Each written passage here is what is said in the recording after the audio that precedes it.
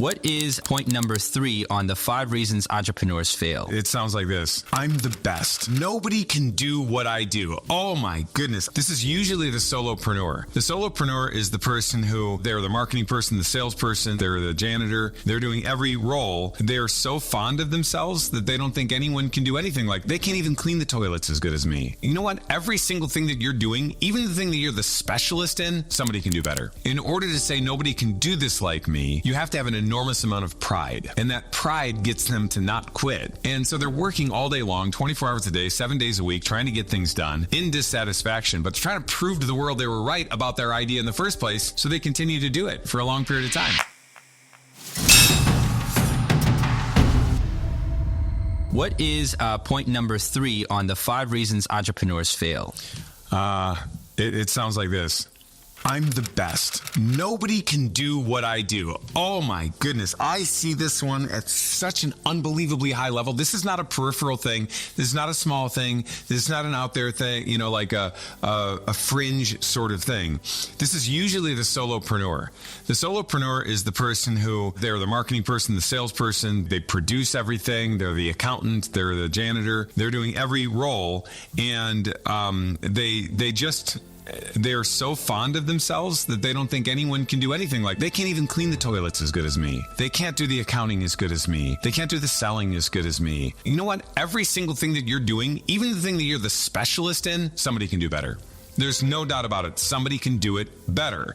And you see this trap. It's not just, I would say this, it's a long-term reason that people fail.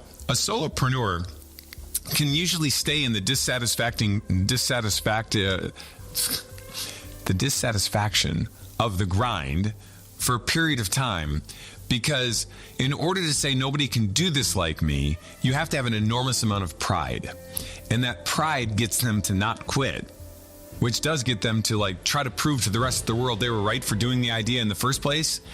But it also makes them like victims, which is a very, very juxtaposition, because generally speaking, the entrepreneur who takes on responsibilities themselves has a completely different attitude than a victim attitude. But here it shows up as a victim attitude. Why does it show up that way?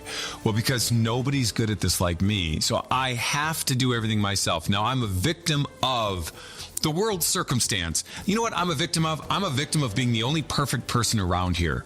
And I suffer from perfectness because I'm around everybody else's imperfection. And so they're working all day long, 24 hours a day, 7 days a week, trying to get things done in dissatisfaction, but trying to prove to the world they were right about their idea in the first place, so they continue to do it for a long period of time until they see their family grow up, until they see other entrepreneurs who actually did something that they could have done, which is to delegate responsibilities and build their organization the right way. They see their freedom, and eventually they quit. For the most part, the person who has become addicted to this mentality for a really long period of time, they're hard to convert. So the conversion of this person has to come early, generally speaking, to heal them. It can come later, but it mostly comes early.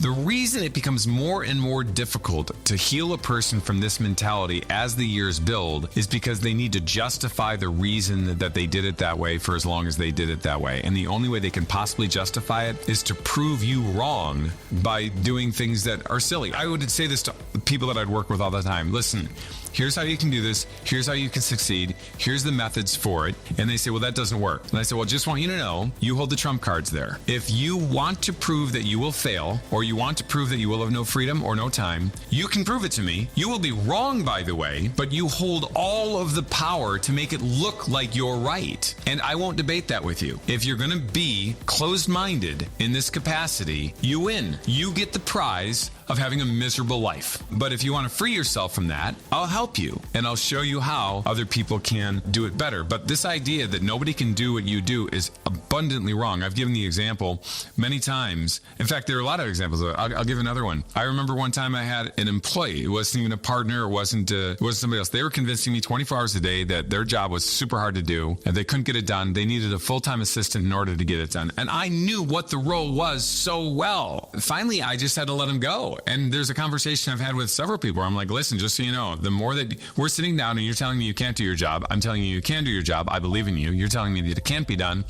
And I just want you to know that by the time we're done with this conversation, one of us is going to be right. And if you convince me you can't do your job, I got to let you go. and find somebody who can do it. So just be careful with how enthusiastically you're convincing me you can't do your job. Okay?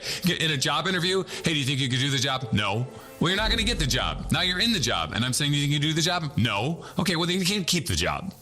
Anyway, I did replace her, and I hired, she was a college graduate, by the way, with like 8 years of working experience. I hired a 19-year-old who was in tech school part-time. They worked 20 hours a week, not full-time, and literally by Tuesday, at like halfway through the day, they said, okay, I did everything on the list. I looked at the quality of their work. They got done more in a day and a half than the person did full-time with higher quality work. And it's that easy. Well, it's not always that easy, but I should say that when you want to prove something is hard, you always hold the trump cards and you can make it look super hard, even when it's not. You know, it's funny. I just had a conversation with someone about this very thing, and their reasoning, rather than saying I'm the best at what I do, was I really like this one thing, therefore I don't want to let it go. And then they've reframed what success is in their entrepreneurial endeavors. What do you have to say to someone like that, Dave, that just reframes success to fit their situation, I guess? Oh, it's a self-justification. It's a complete self-justification. By the way, to a certain degree, I mean, this makes sense. To one person, success is having a certain amount of money and a certain amount of fame or wealth or a certain number of followers or whatever it is. And those things, I suppose they could be successful according to what it is you're doing. They're measurements of success. But on the other hand, a successful person is a person who follows the proper calling that they have, and they become fully who they are supposed to be. That's really ultimately successful. That's going to be different for a teacher than it is an entrepreneur, different for an actor than it is. Are you a successful actor because you won all sorts of awards as an actor, or are you a successful actor because you literally enter into that character in a way that no matter what audience is watching, they are fully convinced that you are that person? I would say that that's the greater measurement of actual success as an actor, when in reality, the other one might be a greater measurement of accolades.